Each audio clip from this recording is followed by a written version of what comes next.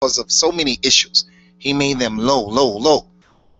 In one ayat, Allah subhanahu wa ta'ala, He mentioned about those people, Ulaika kal an'am bal hum adallu. Those people like animals, like cattle. But they're even lesser than cattle, some of them.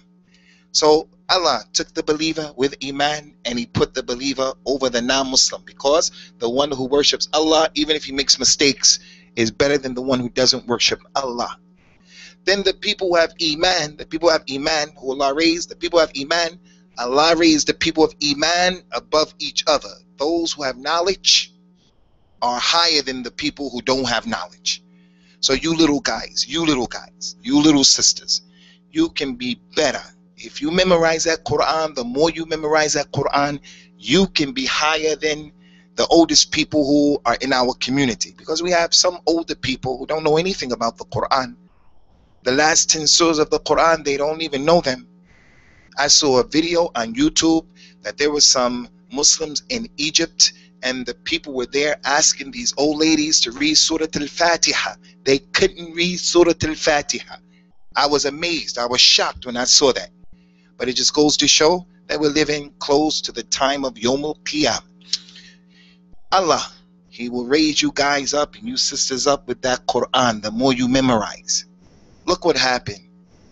When Umar was the Khalifa, the man who was in charge of Mecca, he came from Mecca and he went to Al-Medina and he met up with Umar. And Umar asked him, who did you leave there in Mecca as the leader, responsible for the people? He said, I left in Mecca a man by the name of the son of Abza. He's the son of a man called Abza. Umar said, who is that? Abza, the son of Abza. He said, he used to be a slave. A slave. He said he used to be a slave, but he's a free man, but he used to be a slave. And if a person was in slavery one time, that is a problem. You got trouble if you were a slave. He said he used to be a slave, but they freed him. Umar said, how in the world did you leave an ex-slave over the big people of Mecca, over Quraysh? How is that?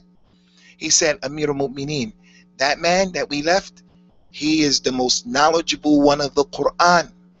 He is the one who knows the fara'id. He knows his religion.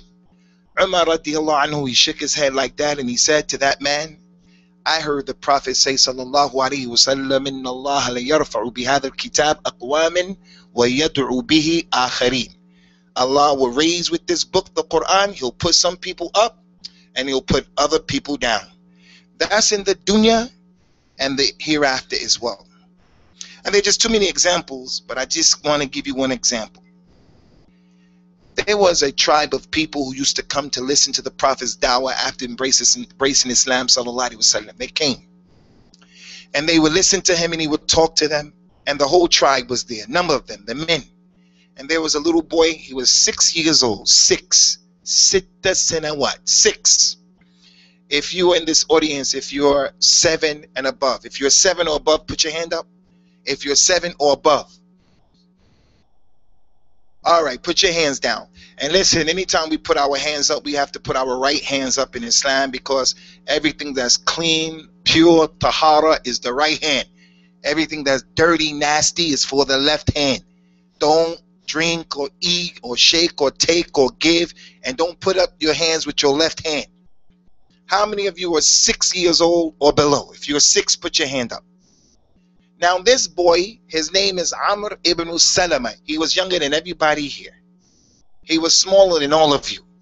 He said, I used to come with my father and I would sit, and the men would listen to the Nabi sallallahu alaihi wasallam. And then after some days went by, the Prophet said, okay, you go back to your people and teach them what I told you. He said, let the oldest one from amongst you make the adhan when it's time for salat, and let the one who memorized the most Quran, let him be the imam. So they went back. When they went back, they looked around to see who memorized the most of the Quran.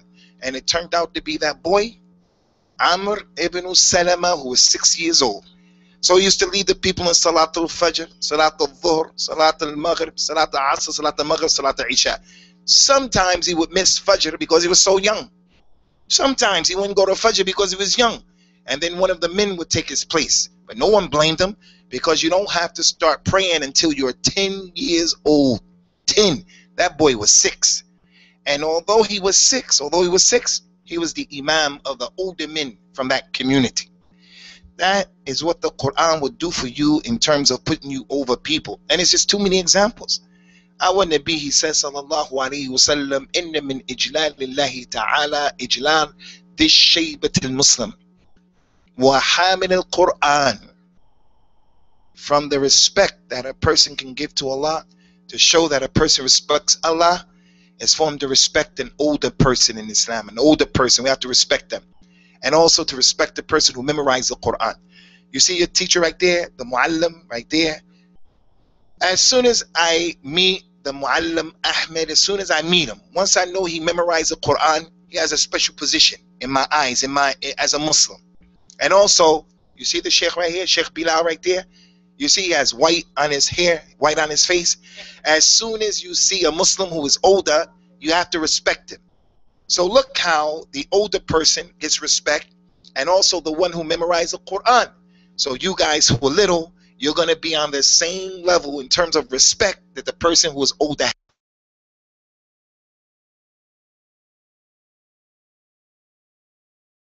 Insignificant. This is a big issue. So you guys have to be serious and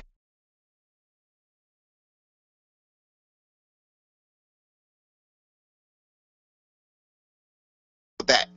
But Yawmul Qiyamah, the one who memorized the Quran as well, is going to be better than the people who didn't memorize the Quran, and they're going to be higher. In the famous hadith of the Nabi sallallahu alayhi wa sallam, he told the people, yuqalu li sahib al-Quran iqra wartaqi warattil kama kunta turattilu fi dunya fa inna manzilataka inda akhir ayatin taqra'uha. It would be said to the one who memorized the Quran, Yawm al-Qiyamah, I showed you in the dunya how you get raised up. Yawm al-Qiyamah, you get raised up even more. It would be said to the one who memorized the Quran, start to read. Allah will say read, and the person will start to read. Allah will tell him read with tartil, read with tajweed. Some people, they become Muslims and they just read and they don't know what they're doing. They read the Quran the wrong way. It's good that they're reading the Quran, but you want to be mahir bil Quran. You want to know what you're doing. You want to know where to stop. You want to know where you have to stop. You want to know how long you have to make the med. You have to know where to make the idgham and the idhar and the qalqala. If you know that stuff, you've learned the best knowledge in Islam. The best knowledge. So Yawmul Qiyamah, it'll be said, read the way you learn, tajweed. And the person will read. His last place is going to be according to the last ayat that he read. How many of you memorized Juz Amma? If you memorized Juz Amma, put your hand up. Juz Amma, Amma yatasa'alun, how many? Juz Amma has 300 ayat. So the person goes to Jannah and he goes up at least 300. That's just with Juz Amma. What about the other 29 Juz of the Quran? If he memorized all of the Quran, he memorized 6,236 ayat. That's how many darajah he goes up in the Jannah. So if you want to be high, ya Abdullah, if you want to be high, ya Fatima, Aisha, Safiya, if you guys want to be high, being high is not having a lot of money. It's not being a popular person necessarily. It's not having a nice car, the latest sneakers. It's not all of that. Being high and being raised up in the dunya and the hereafter, it is the individual who reads the Quran. Last thing that I want to mention is, just as we put importance on memorizing the Quran, we put emphasis and importance on that. What we want more than anything else is to practice that Quran. To practice that Quran. The Prophet, he buried someone, and whenever he used to bury someone, sallallahu alaihi wasallam, he used to look sad. If he buried someone, he used to look up in the sky. And from his sunnah is that he used to look up in the sky a lot. Does anybody know why he used to look up in the sky? The reason is because of the ayat, Ar-Rahmanu ala al-Arsh istawa. Because Allah is over the seven heavens, over his throne, his Arsh, in a way that befits him, his majesty. If someone said, where is Allah? The answer is, Allah is over his Arsh. We're not Christians. If you had said to my mother, hey, Miss Mamie, describe to me God. Tell me what God looks like. Close your eyes. My mother closed her eyes. She said, I see God. He's sitting on a big chair. He has blonde hair. He has blue eyes. And he's shaking his feet like that. We say, A'udhu Billah. Where did you get that from, Miss Mamie? You know where she got that from? The shayateen of Bani Adam. But if you ask the Muslim, when you ask the Muslim, tell me about Allah, he's going to take ayats from the Quran. Allah is Ar-Rahman Ar-Rahim. Allah, he doesn't make dhulm. Allah, he is Hakim. Allah is over his arsh. Allah is mighty, powerful. Allah, he doesn't have children. He doesn't get married. He doesn't have a wife. We get all of that from the Quran and the Sunnah. All of that. Anyway, the point that I want to make is that Ikhwani, the Prophet, he was burying someone, sallallahu alaihi wasallam, he looked up and then he said, the time is going to come where the Quran is going to be raised up and it's going to be taken out of the earth. One of the companions, his name was Mahmud ibn Labid radiyallahu anhu. He said, Ya Rasulullah, how is the Quran going to be taken out of the earth when we, the men, we memorized it and we taught our children the Quran and we taught our women as well. We all read and we know the Quran. The Prophet said, Ya Mahmud, I thought you had more knowledge in that. I thought you were from the people of fiqh in al-Medina. He said, don't you see the Jews and the Christians in Medina? They read the Torah and they read the Injil, but they don't work by it. So they read it, the Bible, the Torah and the Injil, but they don't work by it. As a result of that, it doesn't have any benefit. So with memorizing the Quran, there's a good thing. Memorize the Quran is better than not memorizing it. But more important, or just as important, is to practice, guys, what you memorize. Hey, sit up. You're from my students. I told you that.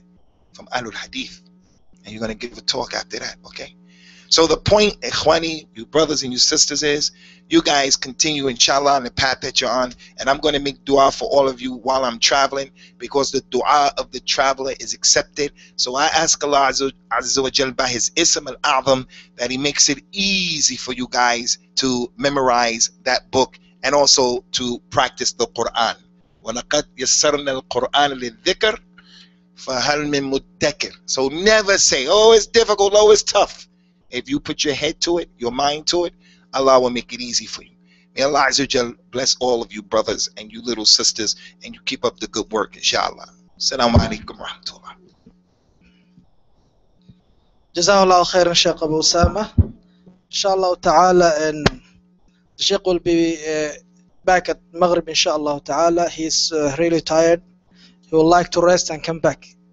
So inshallah, I would like to call at this point of time Abdul Majid to recite some verses for us from the Quran. Abdul Majid, فليتفضل.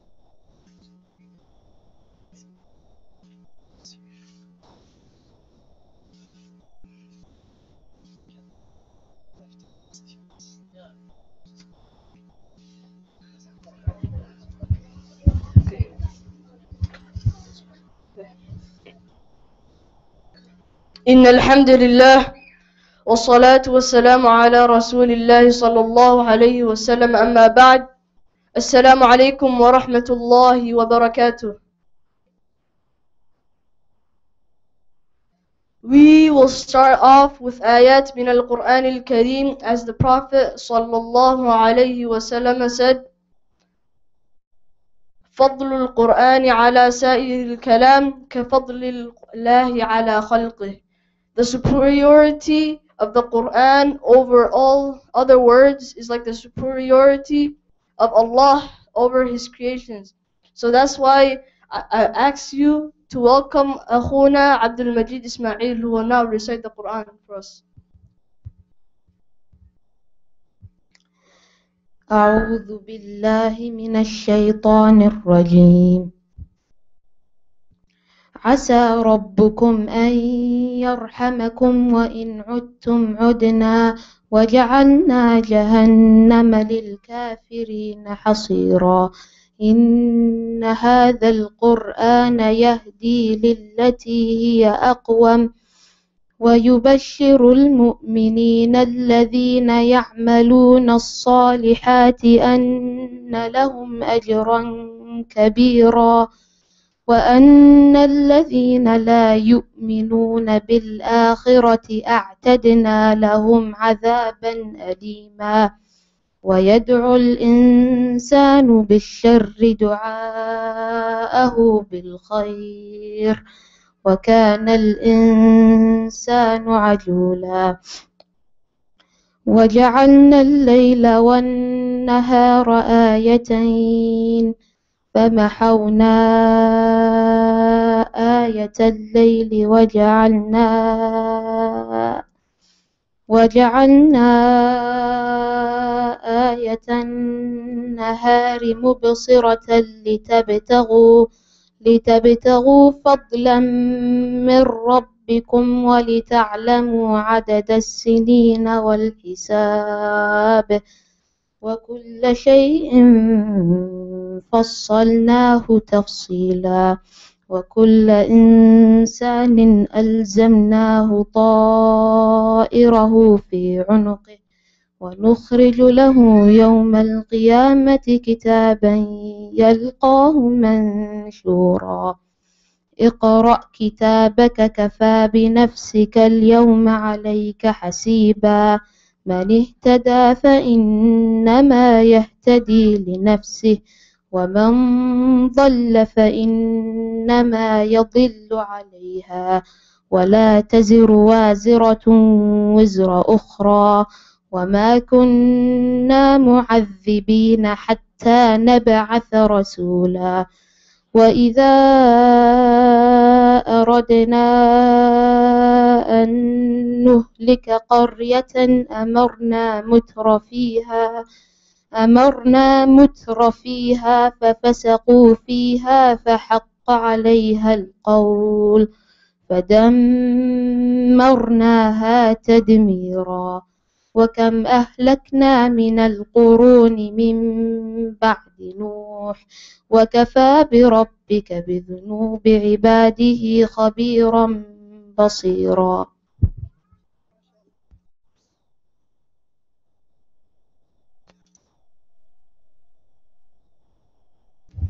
MashaAllah, Abdul Majid Ismail. Next up, I would like to call up Abdurrahman Salad, who will be narrating a story and an Arabic poem, inshallah ta'ala.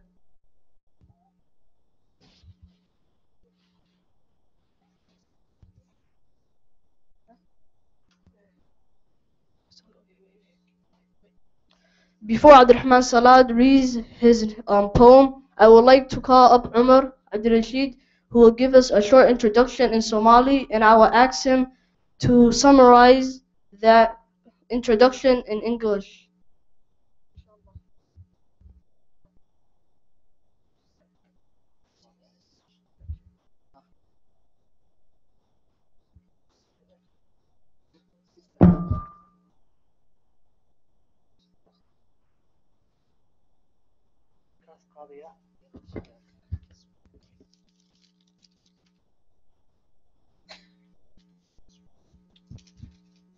بسم الله. إن الحمد لله نحمده ونستعينه ونستغفره ونعوذ بالله من شرور أنفسنا ومن سيئات أعمالنا. من يهدي الله فلا مضل له ومن يضلل فلا هادي له. وأشهد أن لا إله إلا الله وحده لا شريك له وأشهد أن محمدا عبده ورسوله. اللهم لا سهل إلا ما جعلته سهلا وأنت تجعل الحزن إذا شئت سهلا. السلام عليكم ورحمة الله وبركاته. waxaan rabaa wax yar inaa insha allah introduction laga siiyo barnaamijka maanta ardayda Abubakar As-Saddique lii soo bandhigtay. runtii waqti badan ay soo geliyeen barnaamijkan wax oo ayka keligood ardaydan doortay inay barnaamijkan sameeyaan waqti badan iyo juhdina way soo geliyeen waxayna maanta rabaan insha allah inay cilmiga ay soo barteen iyo aqoontooda inay liisoo bandhigaan oo ka mid yahay qur-aanka iyo culumta ay qaadanayeen islamic studieska sida tafsiirka iyo carabiga iyo caqiidada iyo siirada iyo tajwiidka iyo fiqhigoo kale iyo dadka ardaydan waxaa ka mid ah xataa dad oo kitaabada masaajidka la socda qaato oo nafsadooda dhan ay ka dhan busy ah marka insha allah aad bay usoo dadaaleen inay barnaamijkan soo bandhigaan sidaa ogtihiin cilmiga waa shay qofka ilaahay dadka laba qof oo darajadooda uu kala dheersiiyo marka ilaahayna wuxuu leeyahay qul hal yastawi alladina yaclamuuna walladina laa yaclamuun ma saman yihiin qof aqoon leh iyo qofkaan aqoon lahayn marka jawaabtana waa may ma simno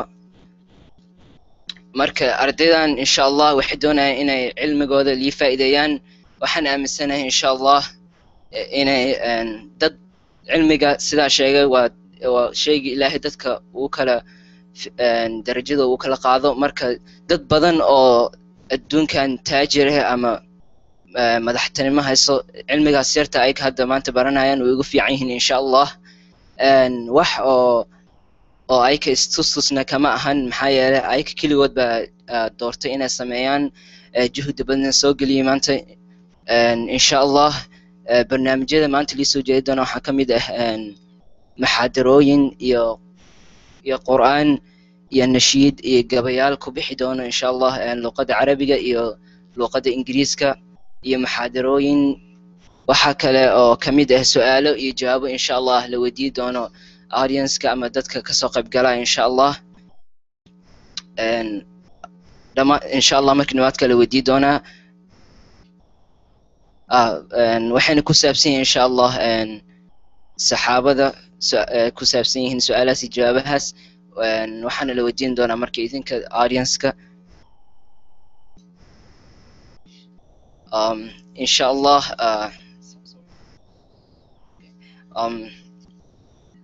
inshallah today the students of Abu Bakr As-Saddique As-Saddique Islamic Center, the Tahfidh program, will be presenting this program, talking about presenting their knowledge and what they've learned over the time.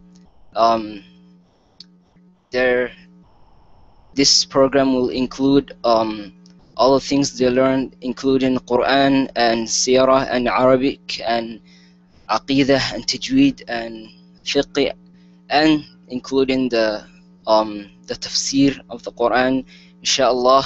And this knowledge they learn, inshallah, I'm hoping, inshallah, they will you guys will benefit from it and will benefit from all the programs and the things they're presenting today, inshallah. Assalamu alaikum wa rahmatullahi wa barakatuh.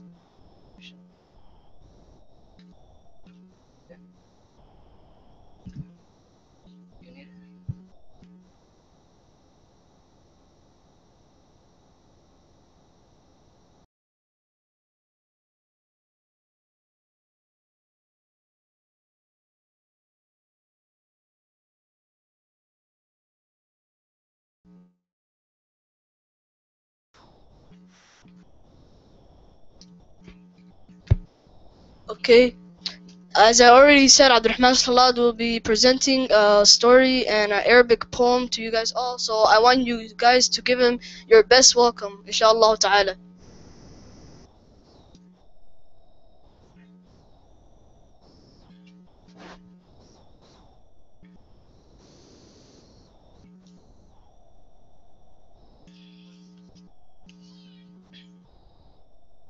Assalamu alaikum wa rahmatullahi wa barakatuh.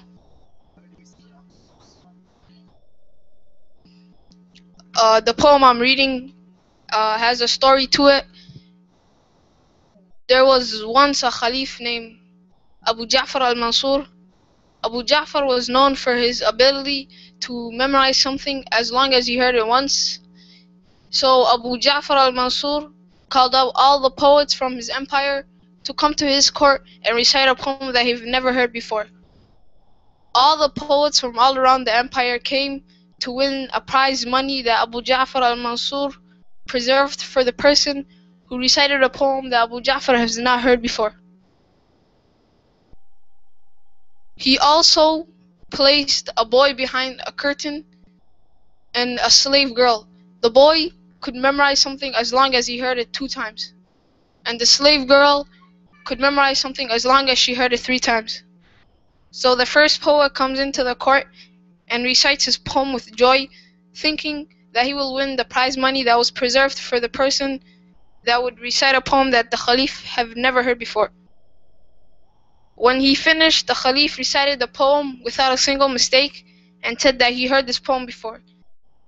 The poet got mad and said, "I was thinking about this last night. How could you know this?" He said, "I have 2 other people that know this poem." He brought out the boy, and the boy read the poem. The boy read the poem because he can memorize things that he can hear